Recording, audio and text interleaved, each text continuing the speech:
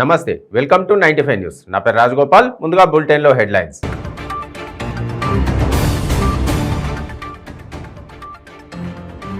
Telangana CM కేసీఆర్కు దమ్ముంటే గజ్వేల్ నుండి మళ్లీ పోటీ చేయాలన్న రేవంత్ రెడ్డి. తన సవాల్ను కేటీఆర్ సిద్ధమా అని ప్రశ్న.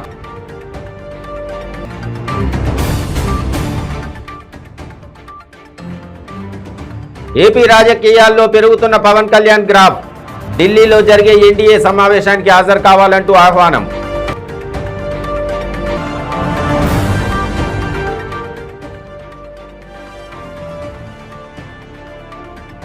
పవన్ కళ్యాణ్ పై మంత్రి జోగి రమేష్ తీవ్ర వ్యాఖ్యలు. ఏపీకి పట్టిన పిశాచమని కామెంట్.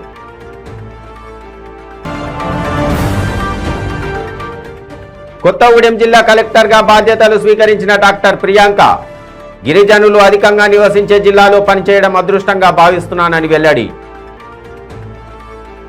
డీటెయిల్స్లోకి వెళ్తే తెలంగాణ సీఎం కేసీఆర్కు దమ్ముంటే గజ్వేల్ నుండి మళ్లీ పోటీ చేయాలని, అలాగే సిట్టింగులందరికీ టికెట్లు ఇవ్వాలని టీపీసీసీ చీఫ్ రేవంత్ రెడ్డి సవాల్ విసిరారు. మీడియా లీడ్ ఇదే, నేను చెప్పింది రాయండి అంటూ విలేకరులకు సూచించారు. గజ్వేల్లో కేసీఆర్ను ఓడించేందుకు తాను అవసరం లేదని, తమ పార్టీ కార్యకర్త చాలు అన్నారు. కేసీఆర్కు దమ్ముంటే గజ్వేల్ నుండి పోటీ చేయాలన్నారు. కేసీఆర్ ఎక్కడి నుండి పోటీ చేస్తే తాను అక్కడి నుండి పోటీ చేస్తానని బీజేపీ నేత ఈటెల రాజేందర్ చెప్పారని, ఆయన పోటీ చేస్తారా అడగండి అన్నారు.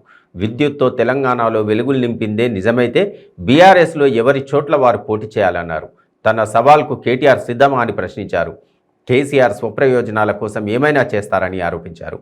వచ్చే ఎన్నికల్లో తాను ఎక్కడి నుండి పోటీ చేస్తే గెలుస్తానో కేసీఆర్ సర్వేలు చేయించుకుంటున్నారని, కానీ గజ్వేల్ నుండే పోటీ చేసి సత్తా నిరూపించుకోవాలన్నారు. అమలు చేసినామంటూ ఇంకొక సవాల్ విసురుతున్నా. చంద్రశేఖరరావుకు చీమునెత్తురు ఉంటే, ఆయన నాయకత్వ లక్షణాల మీద ఆయనకు నమ్మకం ఉంటే గజ్వేల్ నుంచి ఇప్పుడు పోటీ చేయాలి చంద్రశేఖరరావు. గజ్వేల్ వదిలి పారిపోయినావు అంటే నువ్వు మాడాన్ని ఒప్పుకున్నట్టే. 104 మంది సిట్టింగ్ ఎమ్మెల్యేలకు సీట్లు ఇవ్వాలి. నువ్వు సిట్టింగ్లందరికీ సీట్లు ఇస్తున్నావు అని నువ్వు ప్రకటన చేయి. నీకు దమ్ముంటే సిట్టింగ్లో 80% ఓడిపోతారని సర్వే రిపోర్ట్లు వచ్చి దిక్కు తెలియక, అందులో చంద్రశేఖరరావు కూడా ఓడిపోతున్నాడు గజ్వేల్లో అని తెలిసి ఇతర అసెంబ్లీలలో సర్వేలు చేపించుకుంటుండు. నేను అడకపోతే ఎట్లుంటుంది, ఇంట్లోకి వస్తే ఎట్లుంటుంది, ఆలేకపోతే ఎట్లుంటుంది, కామారెడ్డిలో పోటీ చేస్తే ఎట్లుంటుంది. సిగ్గున్నాదే. కాంగ్రెస్ నుంచి మైనార్టీ నాయకుడు షబ్బీర్ అలీ గారు ఉన్నారు. 89లో మంత్రి అయ్యిండు. ఉచిత కరెంటు మీద సంతకం పెట్టిన 2004 మొదటి సంతకం విద్యుత్ శాఖ మంత్రిగా. ఒక్క మైనారిటీ ఉంటే సహించవా నువ్వు? సిగ్గుందా నీకు? పోయి ఆ కామారెడ్డిలో నిలబడతాను సర్వేలు చేసి అక్కడ ఉన్న వాళ్ళందరినీ పిలుచుకొని గంప గోవర్ధన్ గంప కింద గమనికే పిలిచిండట. ఎంత కావాలో చెప్పు, సీట్ ఇయ్యను నీకు, నువ్వు నా ఎంబడి ఉండు అని. రెండో సవాలు, గజ్వేల్ నుంచి కేసీఆర్ పోటీ చేయాలి, సిట్టింగ్లందరికీ సీట్లు ఇవ్వాలి. ఇది కూడా రెఫరెండానికి మేము సిద్ధంగా ఉన్నాం. సిట్టింగ్లందరికీ సీట్లు. ఏపీ రాజకీయాల్లో పవన్ కళ్యాణ్ గ్రాఫ్ పెరుగుతోందన్న సంకేతాలు కనిపిస్తున్నాయి. వారాహి యాత్రతో దూకుడు పెంచిన పవన్ కళ్యాణ్ రాష్ట్ర అధికార పక్షంతో ఢీ అంటే ఢీ అంటున్నారు. ఏపీ రాజకీయాల్లోని ఈ పరిణామాలన్నింటినీ ఢిల్లీ పెద్దలు నిశితంగా పరిశీలిస్తున్నట్టు అర్థమవుతోంది. తాజాగా ఢిల్లీలో జరిగే ఎన్డీఏ సమావేశానికి హాజరు కావాలంటూ పవన్ కళ్యాణ్కు ఆహ్వానం అందింది. జూలై 18న ఢిల్లీలో ఎన్డీఏ భాగస్వామ్య పక్షాల సమావేశం జరగనుంది. ఈ సమావేశంలో జనసేనకు కూడా స్థానం కల్పించినట్టు అర్థమవుతుంది. ఎన్డీఏ సమావేశానికి పవన్ తప్పకుండా హాజరవుతారని జనసేన పార్టీ వెల్లడించింది. పార్టీ రాజకీయ వ్యవహారాల కమిటీ చైర్మన్ నాదెండ్ల మనోహర్తో కలిసి ఈ నెల 17 సాయంత్రం పవన్ ఢిల్లీకి చేరుకుంటారని వివరించింది.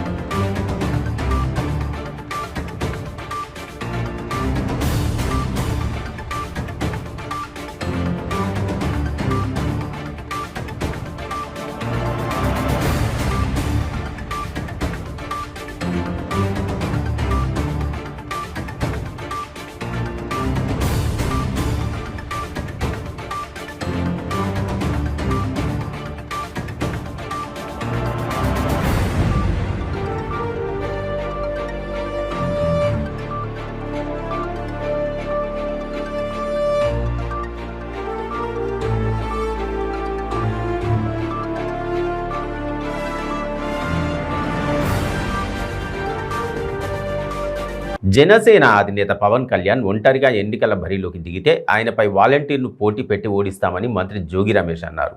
ఆయనకు ఒంటరిగా పోటీ చేసే దమ్ముందా అని ప్రశ్నించారు. రాష్ట్రానికి 3 సైకోలు తగిలారని ధ్వజమెత్తారు. వృద్ధ సైకో, పిల్ల సైకో, ఇంకో సైకో, గంజాయి తాగి రోడ్డున పడ్డ సైకో అన్నారు.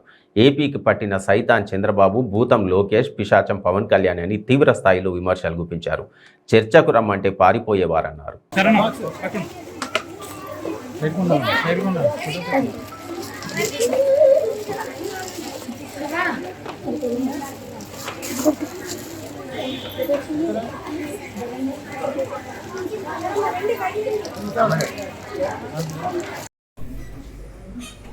పవన్ కళ్యాణ్ అనే వ్యక్తికి దమ్ము ధైర్యం ఉంటే, చీమూలెత్తులు ఉంటే తెలుగుదేశం పార్టీతో పొత్తు పెట్టుకోకుండా పవన్ కళ్యాణ్ ఒంటరిగా నిలబడితే, జనసేన పక్షాన ఒంటరిగా అతను నిలబడితే అతని మీద పొన్నాడ సతీషో, జోగి రమేషో, గంధి శ్రీనివాసో నేను నిలబడను. గిరిజనులు అధికంగా నివసించే జిల్లాలో జిల్లా కలెక్టర్గా విధులు నిర్వహించే అవకాశం రావడం చాలా సంతోషంగా ఉన్నట్టు కొత్తగూడెం జిల్లా కలెక్టర్ డాక్టర్ ప్రియాంక ఆలా తెలిపారు. జిల్లా కలెక్టర్గా ఆమె పదవి బాధ్యతలు స్వీకరించారు. ఈ సందర్భంగా అదనపు కలెక్టర్ వెంకటేశ్వర్లు, అన్ని శాఖల జిల్లా అధికారులు పుష్పగుచ్చం అందించి శుభాకాంక్షలు తెలిపారు. అనంతరం కలెక్టర్ ఛాంబర్లో జిల్లా అధికారులతో పరిచయ కార్యక్రమం నిర్వహించారు.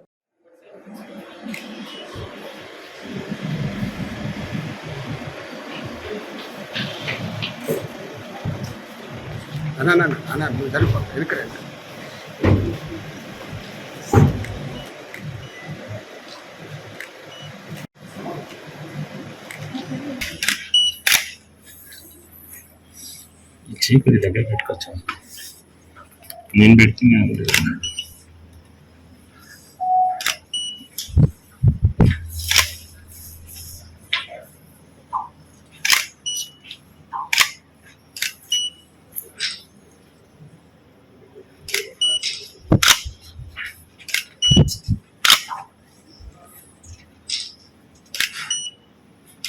డాక్టర్ బిఆర్ అంబేద్కర్ కోనసీమ జిల్లా ముమ్మిడివరం తెలుగుదేశం పార్టీ కార్యాలయంలో తెలుగుదేశం పార్టీ రాష్ట్ర ఎస్సీ సెల్ అధికార ప్రతినిధి చెల్లి అశోక్ పుట్టినరోజు వేడుకలు ఘనంగా నిర్వహించారు. ఈ కార్యక్రమంలో ముఖ్య అతిథిగా అమలాపురం పార్లమెంటరీ ఇన్ఛార్జ్ గంటి హరీష్ మాధుర్ హాజరయ్యారు. ఈ కార్యక్రమంలో హరీష్ మాట్లాడుతూ చెల్లి అశోక్ మంచి మనసున్న వ్యక్తి అని అన్నారు. రాబోయే రోజుల్లో ఇంకా ఎన్నో ఉన్నత పదవులు రావాలని మనస్ఫూర్తిగా కోరుకుంటున్నానని హరీష్ మాధుర్ అన్నారు.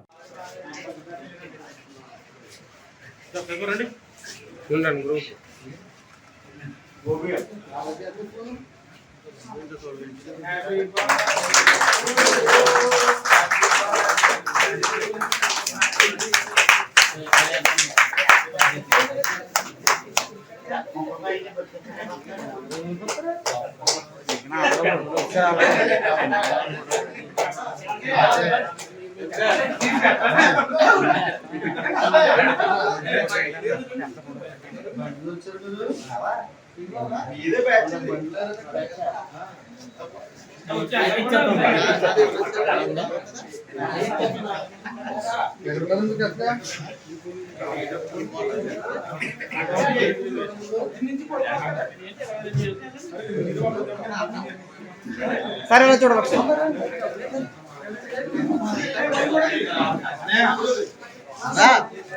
జ్యోతి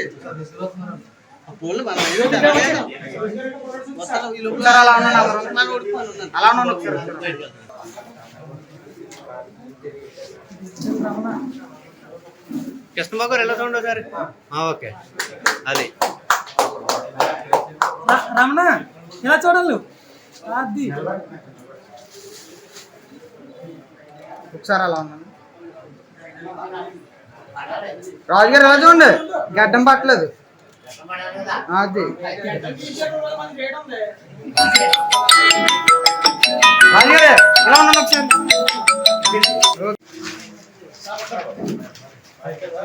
మాణిక్యం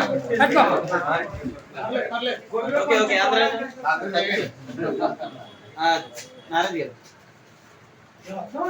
మీరు రాకపోతే అక్కడ ఉన్నారు.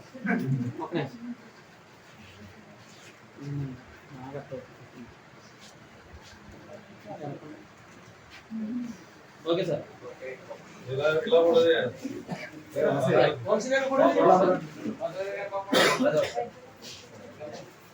సేమ్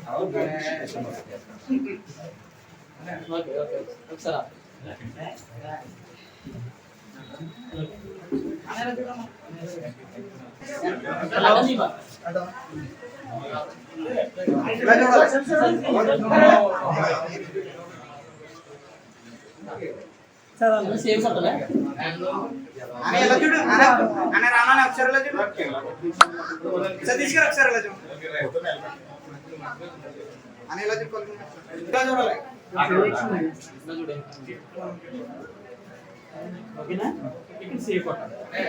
అయిపోతే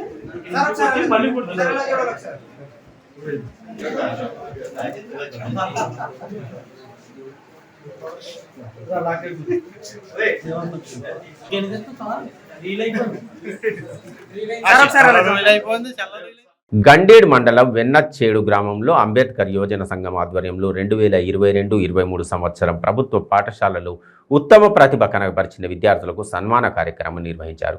ఈ కార్యక్రమానికి ముఖ్య అతిథిగా పరిగి ఎమ్మెల్యే కొప్పుల మహేశ్వర్ రెడ్డి హాజరయ్యారు. అంబేద్కర్ విగ్రహానికి పూలమాల వేసిన ఎమ్మెల్యే కొప్పుల మహేష్ రెడ్డి సాయిచంద్ చిత్రపటానికి శ్రద్ధాంజలి ఘటించారు. 10వ తరగతిలో ఉత్తమ ప్రతిభ కనబర్చిన విద్యార్థులకు శాలువాతో సన్మానించి బహుమతులు అందజేశారు.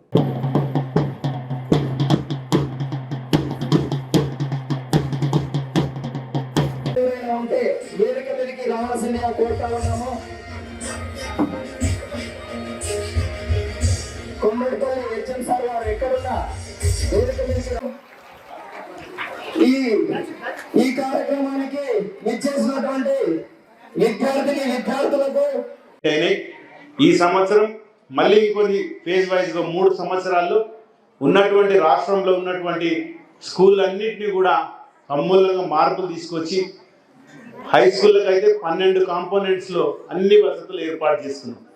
ఇలా మీ స్కూల్ కూడా రావడం, దీంట్లో అన్ని వసతులు వస్తాయి. ఇలా కాంపౌండ్ వాల్ కానీ, కిచెన్ షెడ్ కానీ, టాయిలెట్స్ కానీ, డైనింగ్ హాల్ కానీ, ఇవాళ ఎలక్ట్రిఫికేషన్ కానీ, అదేవిధంగా కలరింగ్ కానీ, ఇలా డిజిటల్ క్లాస్ రూమ్లు, గ్రీన్ రూమ్స్, ఇవన్నీ కూడా ప్రైవేట్ పాఠశాలలు ఎట్లున్నాయో దాంట్లోనే ధీటుగా ఇలా ప్రభుత్వ పాఠశాలలు చేస్తున్నాం.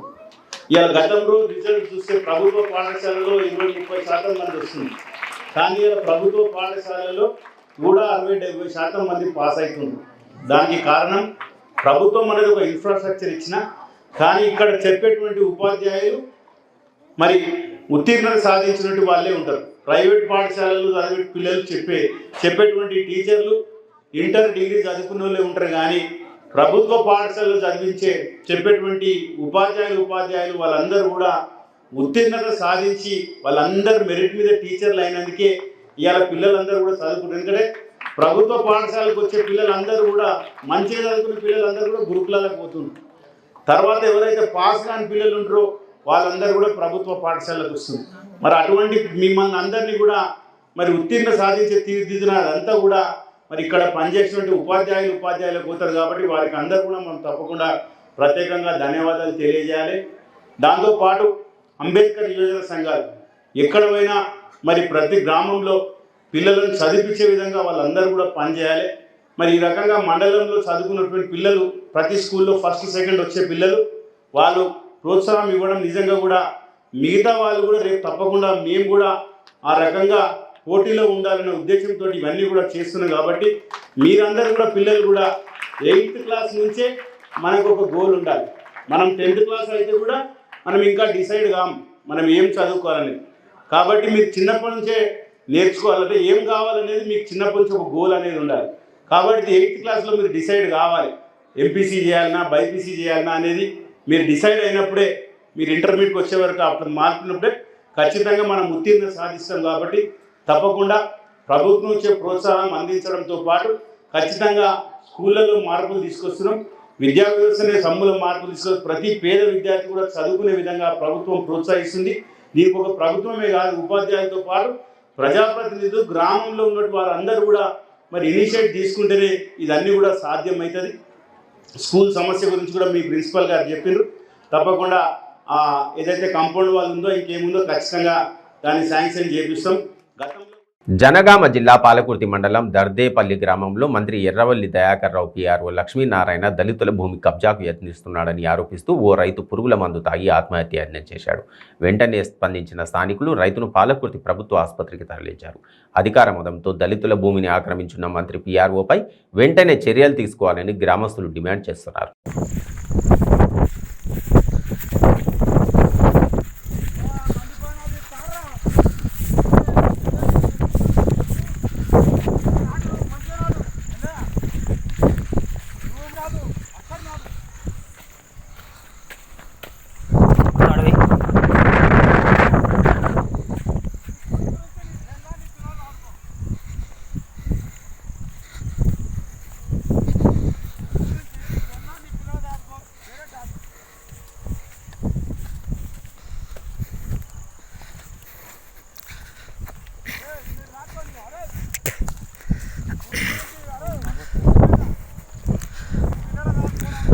జనగామ జిల్లా పాలకుర్తి మండల దర్దపల్లి గ్రామంలో పేద రైతుల భూములు కబ్జా చేసి అమ్ముకోవడం జరిగింది. రైతులు వాళ్ళ భూములు వాళ్ళు కావాలంటే ఈరోజు రాళ్ళు నాటడం జరుగుతుంది. రైతులు ఆవేదన చెందుతూ మా భూమి మాకు ఇప్పించాలని కేసీఆర్ గారిని కోరుతూ ఈ ధరణి యాప్ తెచ్చి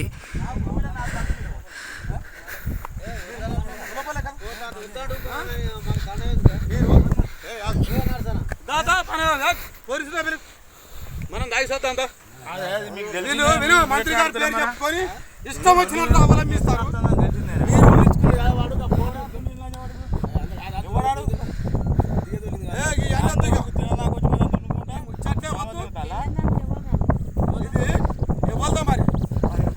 మరి మీరు అరే మేము మీకు ఏమరక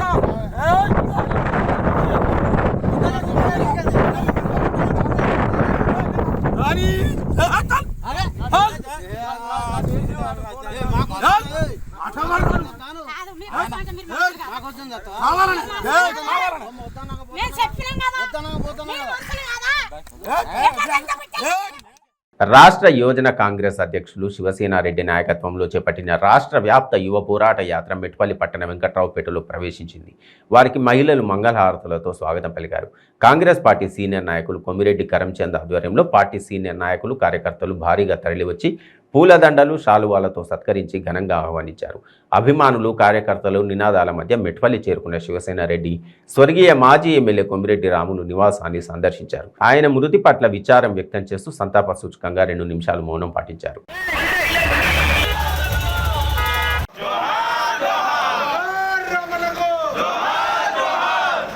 తెలంగాణలో విద్యార్థుల మీద, యువకుల మీద, మహిళల మీద, నిరుద్యోగుల మీద జరుగుతున్నటువంటి అన్యాయాలకు, అక్రమాలకు చూడలేక ఈరోజు తెలంగాణ యువ పోరాట యాత్ర ఏర్పాటు చేయడం జరిగింది. ఈ పోరాటం తెలంగాణ రాకముందుకు అమరులైనారు అని అంటే, విద్యార్థులు అమరులైనారంటే ఒక అర్థం ఉండే. తెలంగాణ వచ్చిన తర్వాత కూడా కొన్ని వందల మంది విద్యార్థులు ఈరోజు చనిపోతున్నారు. కేవలం కల్వకుంట్ల చంద్రశేఖరరావు పేరు రాసి నా సావుకు కారణం అదే ఆయనే అని చెప్పేసి మనందరం చూసినాం. మహబూబాబాద్లో బోడా సునీల్ చనిపోయినాడు, నాగర్ కర్నూలులో రవి చనిపోయినాడు, వనపర్తిలో కొండలు చనిపోయినాడు, సిరిసిల్లలో దివాకర్ యాదవ్ చనిపోయినాడు. మన కండ్ల ముందరనే మొండెం ఒకవైపు, తల ఒకవైపు, మొండెం ఒకవైపు పడ్డటువంటి ఖమ్మంలో ముత్యాల సాగర్ని చూసినాం. ఈ సాగులో కేవలం చంద్రశేఖరరావు అని చెప్పేసి ఈరోజు చనిపోవడం జరిగింది. వాళ్ళందరూ మనందరం చూసినాం. వాటి మీద వాళ్ళు రాసినటువంటి ఏవైతే చావు మరణ వాంగ్మూలాలు ఉన్నాయో వాటన్నింటి మీద కల్వకుంట్ల చంద్రశేఖరరావు ఉద్యోగాలు ఏనందుకే చనిపోయినాడు అని చెప్పినారు.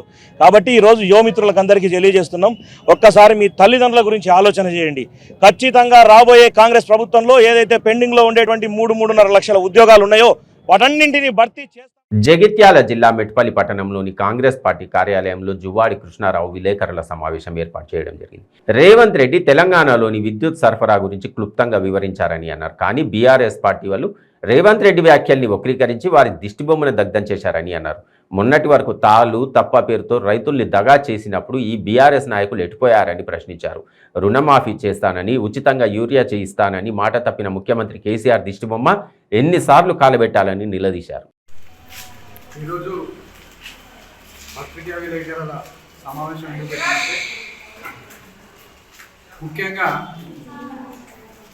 టీఆర్ఎస్ పార్టీ అధికారంలో ఉంది, ధర్నాలు చేసుడు విచిత్రంగా ఉంది. రేవంత్ రెడ్డి గారి మాటలు ఏదైతే అమెరికాలో మాట్లాడినటువంటి మాటలను వక్రీకరించి ఇవాళ వీళ్ళు ధర్నాలు చేస్తున్నారు. రైతులు ఇక్కడ మా పక్కకు రైతు కూర్చున్నది వ్యవసాయం చేసే రైతులే. రైతులకు మెసేజ్ కూడా వస్తుంది, ఇయో 3 ఫేజ్ కరెంట్ ఈ టైంకి పోయింది, ఈ టైంకి వచ్చింది. కవితమ్మ గారు, మీరు విద్యుత్ సౌదా ముందు కూర్చుని ధర్నా చేసిండ్రు. నేను ఇది ప్రూఫ్తో సహా రైతులకు వచ్చే మెసేజ్ ప్రూఫ్తో సహా చెప్తున్నా. మీరు ఎక్కడ ఇస్తుండ్రు 24 గంటల కరెంట్? మీరు మభ్యపెట్టుకుంటూ ప్రజలను మభ్యపెట్టుకుంటూ ఈ విధంగా మోసం చేస్తుంది. మీరు ₹1,00,000 రుణమాఫీ ఇస్తాను ఇవ్వలేదు, అదేవిధంగా 3,016 నిరుద్యోగులకు ఇస్తామని ఇవ్వలేదు. కానీ మరి ఇక్కడ ఉన్నటువంటి రైతులు రైస్ మిల్లులు దోసుకున్నప్పుడు ఎందుకు వచ్చి అమ్మ రోడ్డు మీద కూర్చోలేదు నువ్వు? కవితమ్మ, దానికి సమాధానం చెప్పాలి. మీ పార్లమెంట్ నిజామాబాద్ పార్లమెంట్ నియోజకవర్గంలో 8 నుంచి 10 కిలోలు రైస్ మిల్లర్లు కట్ చేసి క్వింటల్కు 8 నుంచి 10 కిలోలు కట్ చేసి మీరు ఇచ్చే రైతు బంధు కంటే ఎక్కువ వడ్లు కట్ చేస్తుంది. కానీ నువ్వు మరి ఆ రోజు మీరు ఎందుకు ధర్నాలు చేయలేదని నేను అడుగుతున్నాను. మీరు ఇవాళ అధికార పార్టీ ఉండి ధర్నాలు చేస్తే అందరూ కూడా అంటారు, ఇళ్ళకేం పోయే కాలం అధికారం వాళ్ళదే, కరెంట్ ఇచ్చేది వాళ్ళేనే, వాళ్ళెందుకు ధర్నాలు చేస్తున్నారని మాట్లాడడం జరుగుతుంది. ప్రజలు ఇప్పటికైనా బుద్ధి తెచ్చుకోండి, ప్రజలకు అబద్ధాలు చెప్పకండి. అబద్ధాలు చెప్పి మీరు ఏదో రేవంత్ రెడ్డి గారి మీద ఏదో మాట్లాడడం సమంజసం కాదు. ఇప్పటికైనా పోలీసు తెలంగాణ రాష్ట్రంలో విచిత్రమైన పరిస్థితి ఉంది. ఏంటంటే బీఆర్ఎస్ పార్టీ కార్యకర్తలు నాయకులు అందరూ భ్రమపడుతున్నట్టే. రేవంత్ రెడ్డి ఇంకా ముఖ్యమంత్రి కాలేదు, నేను భ్రమపడుతున్నాను. ఇంకా ముఖ్యమంత్రి కాలేడు, ముఖ్యమంత్రి అయ్యే రోజులు దగ్గరలోనే ఉన్నాయి. దిష్టిబొమ్మల దహనం ఎవరు చేస్తారు? అధికార పక్షం వాళ్ళ దిష్టిబొమ్మల దహనం చేస్తారు. తెలంగాణ రాష్ట్ర సమితి ఇప్పుడు బీఆర్ఎస్ అని పార్టీ మార్చుకున్నారు. మీకు ఇంతైనా ఈదకైనా ఉంటే మీరు 24 గంటల విద్యుత్ ఇస్తున్నామని ప్రకటించుకున్నారు కదా, ఎక్కడ ఇస్తున్నారు? రైతులే చెప్తున్నారు స్వయంగా 24 గంటలు కాదు కదా, కనీసం 8 గంటలు కూడా నాన్ స్టాప్గా నాణ్యమైన విద్యుత్ మీరు సరఫరా చేస్తలేరు. ఎప్పుడు కరెంట్ పోతుందో ఎప్పుడు వస్తుందో కూడా రైతులకు తెలుస్తలేదు. ఇంతకుముందు కాంగ్రెస్ ప్రభుత్వం ఉన్నప్పుడు రైతులకు అన్ని రకాల పథకాలు స్వర్గీయ వైఎస్ఆర్ గారు ఎన్నో పథకాలు పెట్టిరు. ఏక కాలంలో రుణమాఫీ ₹1,00,000 చేసిండు, వ్యవసాయ పరికరాలు సబ్సిడీలు అందించిండు. అదే రకంగా రైతులకు కోరుట్ల పట్టణంలోని స్వచ్ఛ సర్వేక్షణ్ 2023 పోటీలలో జాతీయ స్థాయిలో 4,900 పట్టణాలతో పాటు కోరుట్ల పురపాలక సంఘం కూడా పాల్గొంటుందని కోరుట్ల మున్సిపల్ కమిషనర్ మహమ్మద్ అయాజ్ తెలిపారు. ఈ సందర్భంగా ఆయన మాట్లాడుతూ స్వచ్ఛ సర్వేక్షణ్ 2022లో కోరుట్ల పురపాలక సంఘం కోరుట్ల ప్రజల సహకారంతో జాతీయ స్థాయిలో స్వచ్ఛ సర్వేక్షణ్ అవార్డు అందుకోవడం జరిగిందన్నారు. కోరుట్ల పట్టణ ప్రజలందరికీ నమస్కారాలు. ముఖ్యంగా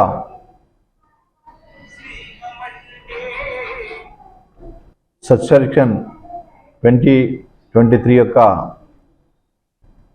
సిటిజన్స్ ఫీడ్బ్యాక్ అంటే పట్టణ పౌరుల యొక్క అభిప్రాయ సేకరణ మనకు వారం రోజుల కిందట ప్రారంభమైంది.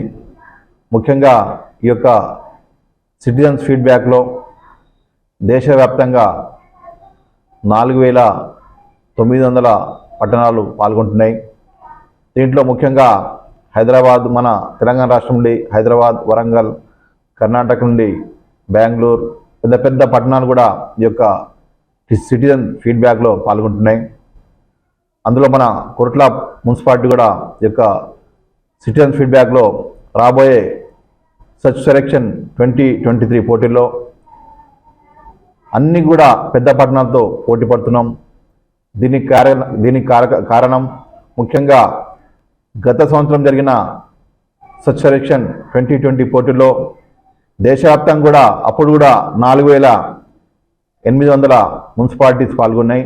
అయినప్పటికీ మన పట్టణ ప్రజల యొక్క సహకారం, మహిళల సహకారం, కొరట్ల యువకుల సహకారం, మరి ముఖ్యంగా మా యొక్క గౌరవ ఎమ్మెల్యే గారు, గౌరవ చైర్మన్ గారు, గౌరవ వైస్ చైర్మన్ గారు మరియు మా యొక్క గౌరవ సభ్యుల యొక్క సహకారంతో దేశ స్థాయిలోనే మన కొరట్ల పురపాలికను గుర్తించి జాతీయ స్థాయిలో స్వచ్ఛ సర్వేక్షణ్ 2020 అవార్డులో మనకు ఉత్తమ మున్సిపాలిటీగా అవార్డు దక్కింది. ఇది చాలా ఆనందకరం. దీనికి ముఖ్య కారణం మన యొక్క పట్టణ ప్రజల యొక్క సహకారం మాత్రమే. కాబట్టి ఈరోజు ఇప్పుడు వారం క్రిందట స్టార్ట్ అయిన సిటిజన్స్ ఫీడ్బ్యాక్లో సుమారుగా 9 ప్రశ్నలు ఆ యొక్క సిటిజన్ ఫీడ్బ్యాక్లో అడుగుతున్నారు. అన్ని 9 సిటిజన్ ఫీడ్బ్యాక్ అవును అని సమాధానం ఇస్తే మన కొరట్ల పురపాలిక మరొకసారి జాతీయ స్థాయిలో విజయకేతనం ఎగరవేయడానికి సిద్ధంగా ఉంది. ఎందుకంటే ఇప్పటివరకు డిక్లేర్ చేసిన అన్ని మున్సిపాలిటీలో ఇప్పటికున్న సిటిజన్ ఫీడ్బ్యాక్లో మొదటి స్థానంలో కోదాడ ఉంది.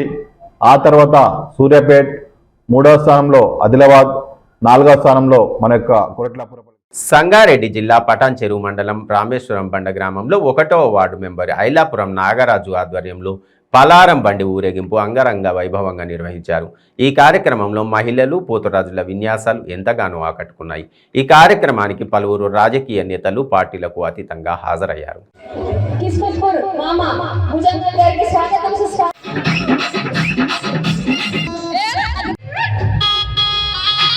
నేను మీ Ailapuram Nagaraju, Rameswaram first ward number. అసలు ఈరోజు పండుగ వాతావరణం చూస్తుంటే ఎంత ఆనందంగా ఉందంటే అసలు వర్షం కూడా ఇన్ని రోజులు వర్షం పడ్డా కూడా నాకు ఈరోజు తల్లి దీవెనతో ఇంత చక్కగా పిల్లలు కానీ పెద్దలు కానీ ఇంత మంచి సహకరించిన అందరికీ పేరు పేరున ధన్యవాదాలు.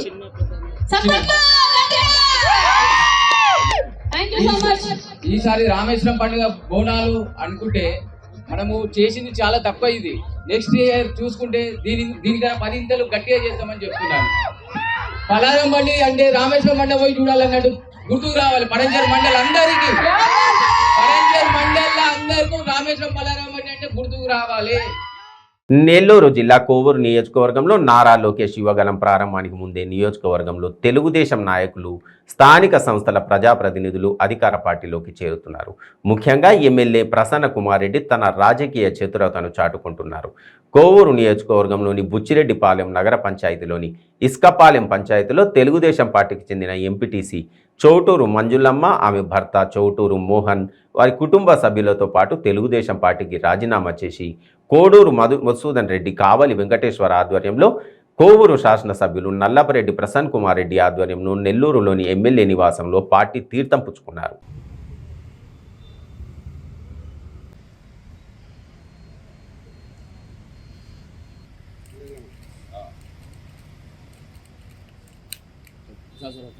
బులెటిన్ ముగించే ముందు హెడ్లైన్స్ మరొకసారి.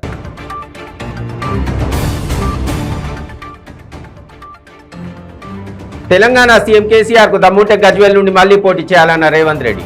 తన సవాల్ను కేటీఆర్ సిద్ధమా అని ప్రశ్న.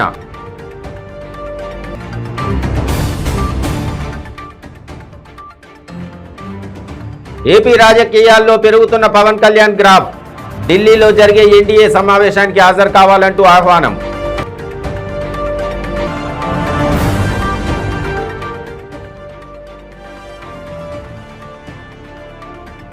పవన్ కళ్యాణ్ పై మంత్రి జోగి రమేష్ తీవ్ర వ్యాఖ్యలు. ఏపీకి పట్టిన పిశాచమని కామెంట్.